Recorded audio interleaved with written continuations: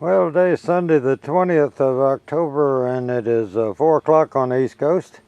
And we just picked vegetables. We picked vegetables Tuesday and had 80-some tomatoes.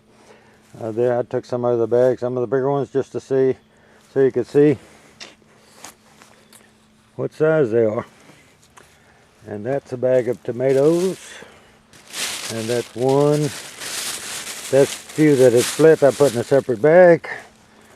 And that's some in there. Some cherries, a little bit of okra, another bag of tomatoes, another bag of tomatoes, another bag of tomatoes, whole bag of green beans. My bride's picking another bag that won't be quite that much. And that's our 6th or 7th watermelon. That one will still be good. And there's two in that bag that are large, one in the bottom you can't see, and one right there that little dirty spot's up. And you never know about the others, but more than likely the little ones don't have anything in them. But that's it. We pulled out the cucumber row and the squash aren't doing anything because it's been very cold and rainy, and they're calling for in the 30s either next Thursday morning or Friday morning.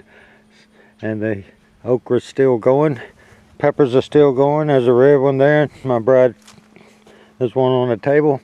Those beans are healthy. These tomatoes are starting to play out. There's a few plums up at the end. We've pretty much canned all we're going to can. There's butternuts still on green vines that I'm letting them cure. And pretty much the watermelons and the Israeli melons are gone.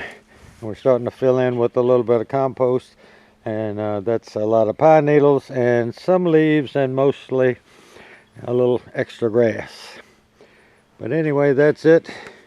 Things are winding down. Some of the okras over there look like it's probably at least 10, 11 feet tall. Now, we have canned all the tomatoes we're probably going to can. We do have one bag of plums that we might do something with. But we're going to drive around this neighborhood and try to give as many of these tomatoes away as I can. My bride's got tough duty. She's having to stand and sit on top of the compost pile while she picks the other side of these beans. We had hoped to spread this compost out, and we would have been able to get to the back side of these beans, but we haven't been able to do that this year. Just to show you how many pine needles are falling, I did this yesterday. Today's Sunday. I did this yesterday, and that's how many's fallen just in a day. Now there's the roof of the house over there. Cleaned off because I got up there and blew it off, and it was covered on the front side, and it was half covered on this side. And I've got that trailer that we've used for a long time. The trailer itself, the metal part, is actually a 1961 Cox boat trailer. And I built that box for it years ago. It's 4x8, 2 feet tall. We filled that up with pine needles as much as we could put in it and carried them to the landfill. And we've enlarged the fence around here and got a little taller for this compost pile. And I've been cutting. If you can see way down over there in the bottom, that's a common area down near that sign.